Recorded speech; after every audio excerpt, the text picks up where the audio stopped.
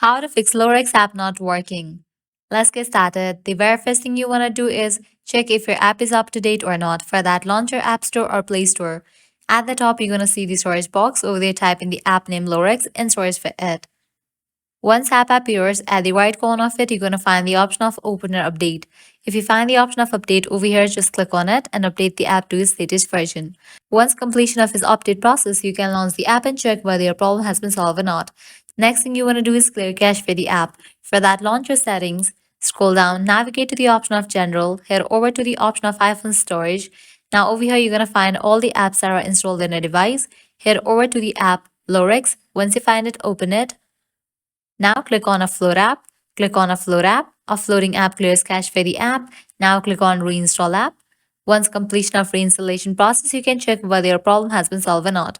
If the solution doesn't work for you, what you can do is completely delete this app from your device and reinstall it. To do that, click on the option of Delete app. Click on Delete app. With that, you just deleted this app from your device. Now you can close this, launch your App Store or Play Store, search for the app Lorex and install it.